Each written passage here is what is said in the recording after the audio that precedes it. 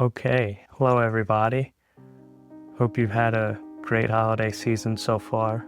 This is my first long form video that I'm gonna put on YouTube, and I'm really excited for what's to come in this upcoming new year. I think so far this year has been an amazing start to hopefully a very enjoyable, interesting journey.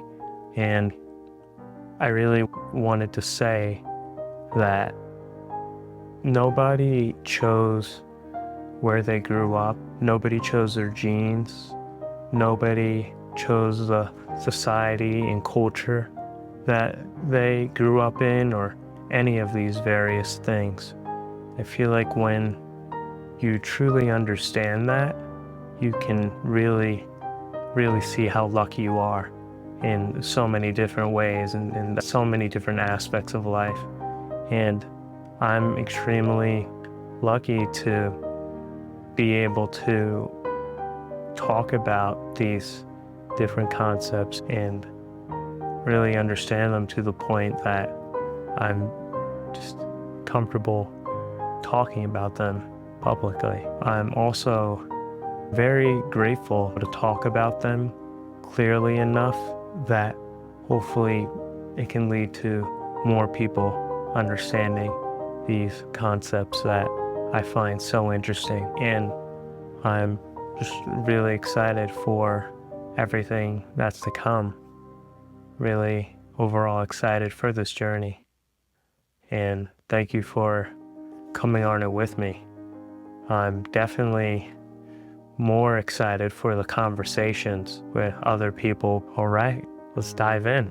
So from an extremely early age, I've always been fascinated about how the world works on a more mechanical level, and how the world works on a more psychological level, and how each individual can come together and create a society that's cohesive and coherent and in so many different ways. The ability that humans are actually able to work together in large numbers is really amazing, and it really, to me, speaks to the human story, the human journey of how far we've come in the world and in society. In terms of my philosophical interest, what was really the catalyst for me was from a story I have for you. I remember it was between January to March of 2019. It was my junior year in college, and that winter break, I had my wisdom teeth taken out. And between those months, January to March, I ended up having to get 5 different surgeries throughout those months, in and out of the hospital continuously, in horrendous pain for an extremely long period of time. And concurrently, this was all happening around when I was studying for the MCAT, when I was taking my various classes for prerequisites for med school. And I remember one night, after one of the surgeries, just sitting in the hospital saying, okay, in order to get through this, because I wanted to apply by June, I had to apply by June to apply that cycle. And to apply, I had to take all the prereqs, take the MCAT, get all of those various things done. But now I was looking at a schedule where I was extremely behind on classes, and I was taking extremely difficult classes. I had a lot of exams to catch up on. And at that time, I knew the only way I could get through this and get all of these classes done, take the MCAT, get everything out of the way, was I had to transform myself into a new person.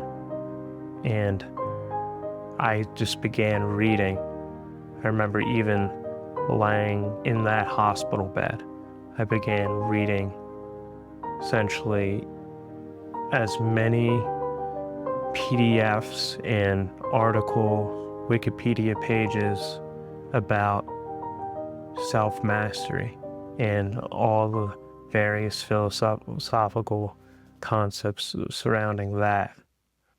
I remember reading PDFs and iBooks on Stoicism. I read Jordan Peterson's book, 12 Rules for Life.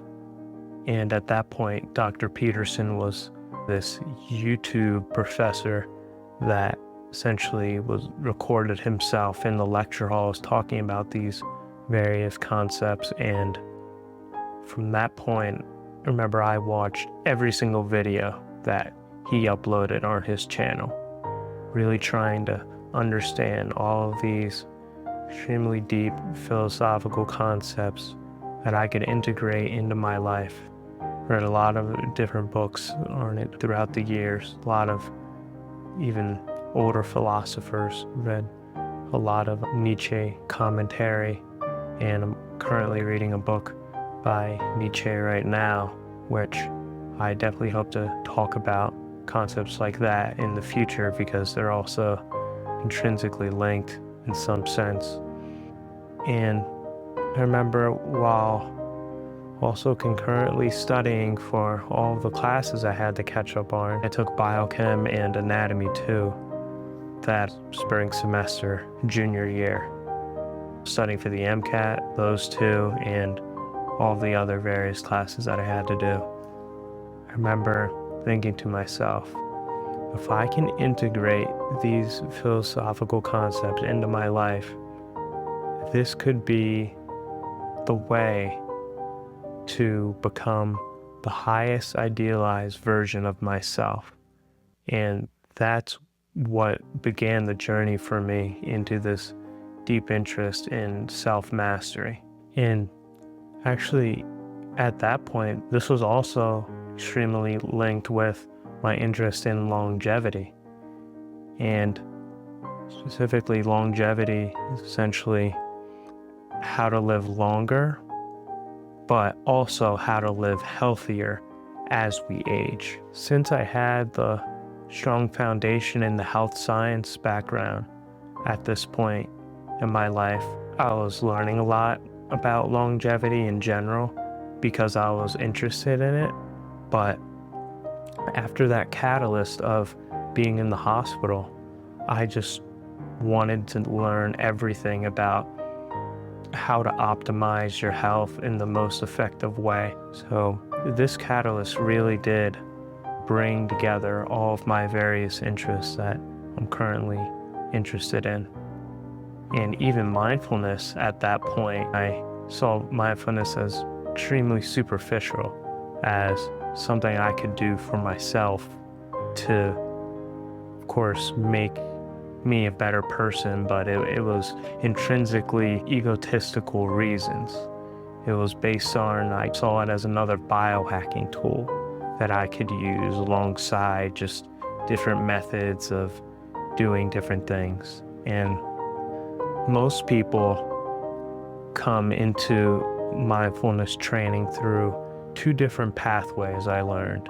One is through the pathway of suffering, and one is through the pathway of curiosity. My interest in mindfulness really stemmed from that pathway and curiosity and using it as a health optimization tool, essentially. From my learning now, it actually has much deeper implications for, I believe, for the world in general, but also for the individual. And it really did change my life in a lot of amazing ways. Initially, I was actually extremely skeptical of the purported benefits of mindfulness. I saw it as this woo-woo hippie stereotype associated with people from the 60s and 70s, not really grounded in reality in any sense. You know, the classic image of just some hippie meditating randomly or in a random place, but it ended up being much more than that and really transformed my life. The person that I learned most of my mindfulness training from was from neuroscientist Sam Harris, who at that point, he had a podcast that I listened to from freshman year through junior year. At that point, it was actually called Waking Up, but now it's called Making Sense, and Waking Up is his app. So he changed the name of the podcast. Sam Harris is essentially a polymath. He knows a lot about different fields, and his depth of knowledge in these various fields is extremely vast, which impressed me right off the bat once I started listening to his podcast.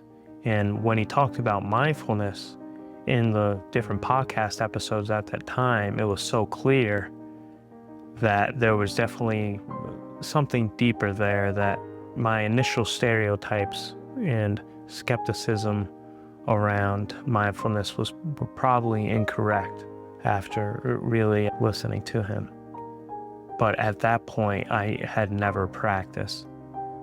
But then he created the beta version of his Waking Up app, which I believe released, it was either late junior year or early senior year, but I remember thinking about it and I was like, okay, well, if this is how I'm going to learn this biohacking-esque technique, this has to be the guy to learn it from. This neuroscientist from Stanford is creating a mindfulness and meditation app. It's like, okay, I'm going to give it a try. Let's see how it goes. And I was actually very consistent with it for extremely long period of time, and I've gotten to the point of really being able to speak about it clearly in public, and hopefully throughout this journey I'll really try to keep that up, because I think benefits can't be undermined. I'll definitely be talking about various concepts in mindfulness in the future and in different episodes. Coming back to my story, I think it shows a lot about how the power of adversity has the ability to transform your life. I wrote a quote earlier today reflecting on my experience. Your lowest point is the forge where the greatest transformations are born, reshaping every corner of your life. And another concept that's very similar to this is from Robert Greene, who has a concept called death ground. When you are in danger of losing everything, you will fight harder than you ever thought possible. Place yourself on death ground, where your back is against the wall and you have to fight like hell to get out alive. So now, connecting Robert Greene's death ground concept with my personal experience, I think it really represents and showed me having to get multiple surgeries, go back and forth between various hospitals, while also having to perform excellently on exams to get to my greater goal of getting into med school and becoming a physician. It really showed me the power that is innate in all humans, in some sense, of being able to withstand stress and stretch on who you are today for who you could be tomorrow. I truly believe that limiting beliefs could hold you back from achieving something greater than you ever thought you were able to achieve in the first place. Then if you add adversity, and when you make it out of that adversity, it really encompasses the whole transition of who you think you are into who you could be. In this example, I really did have to transform myself in some sense to a person that was extremely disciplined, extremely resilient, to the point where I had to sacrifice so much of what I wanted to do in that moment to get to a greater goal. And many things in life are like this. One idea that has always fascinated me in the philosophical space is this idea of the hero's journey. The hero's journey is a concept created by mythologist Joseph Campbell, and it shows that throughout all of these ancient cultures, throughout all of history, in mythical stories, in biblical stories, in even ancient accounts of great heroes, the idea of the hero's journey is that the hero ventures out into the world.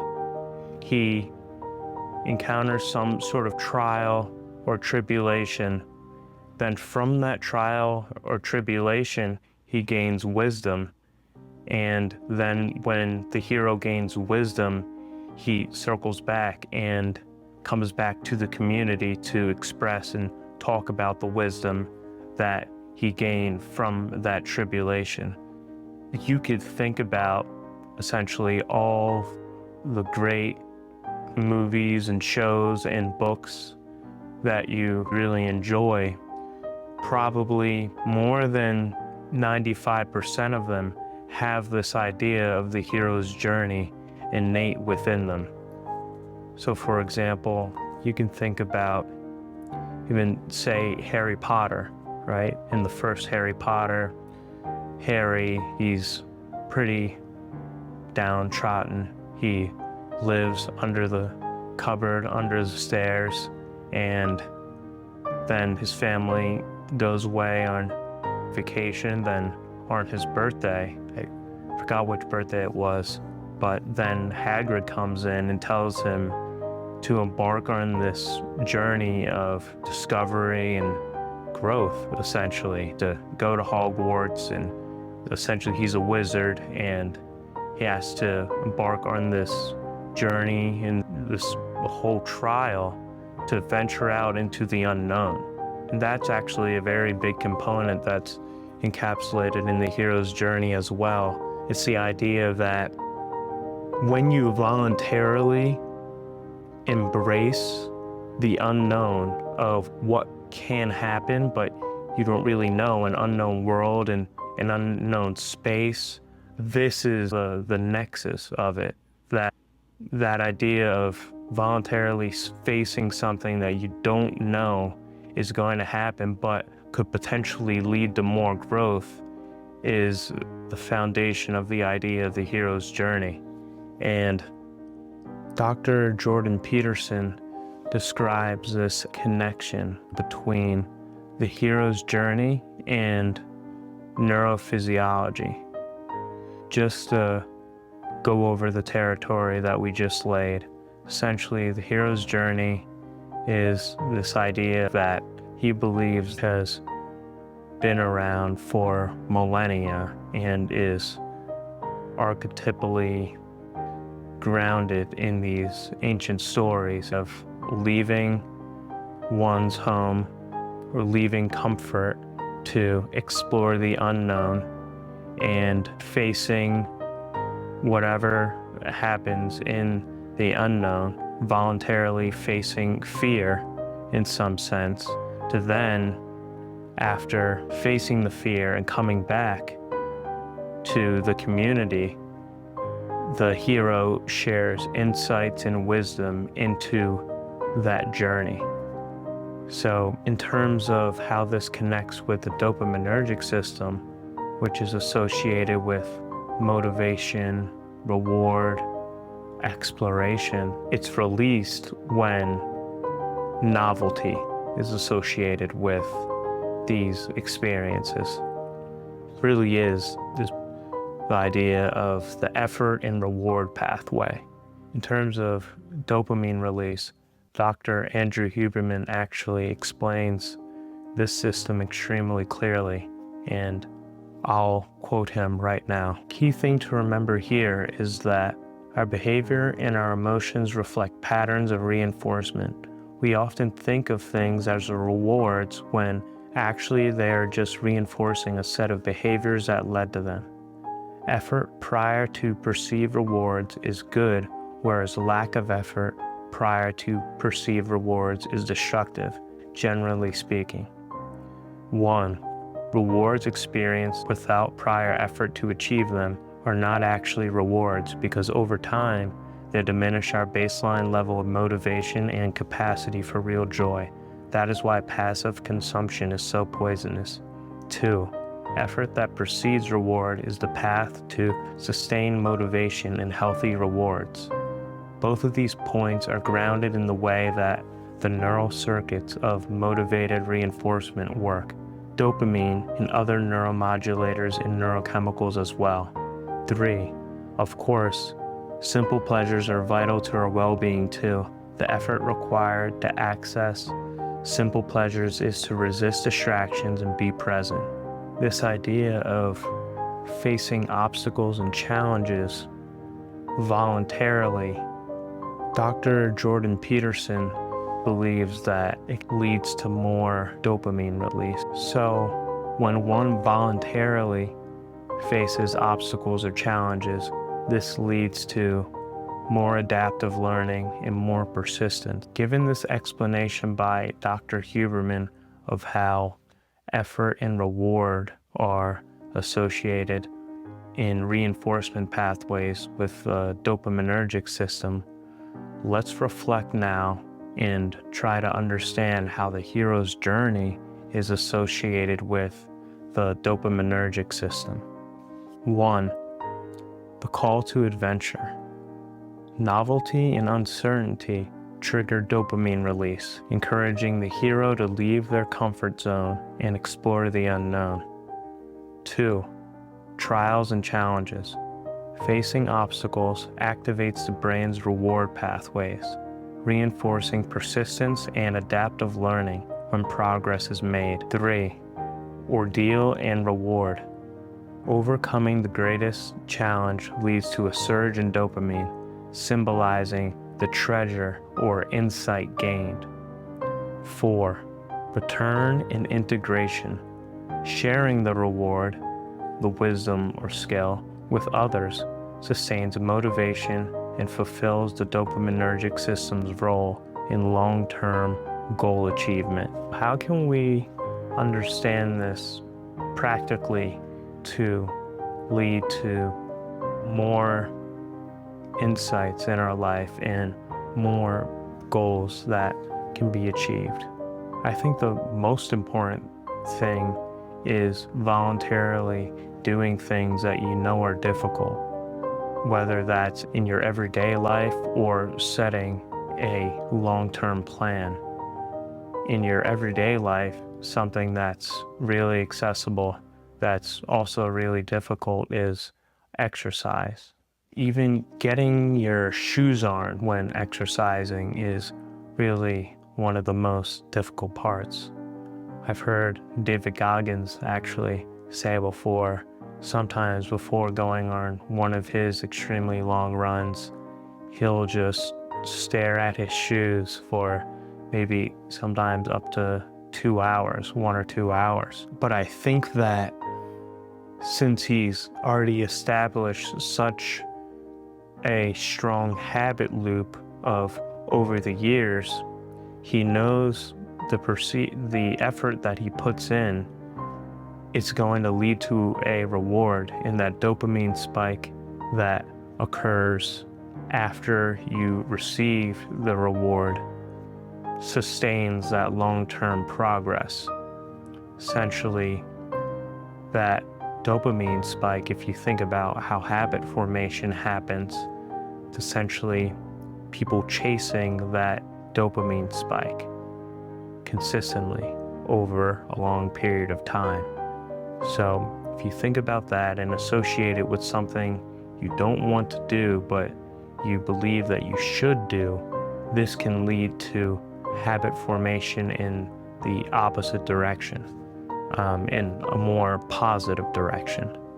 I definitely want to discuss James Clear's book, Atomic Habits in the Future, because I truly find that fascinating, and it's also associated with this dopaminergic pathway that we talked about today. But this is my first long-form content video wrapping up. I want to say thank you for everybody that's watching and excited for what's to come on this journey, on this unknown journey of exploration. Thank you.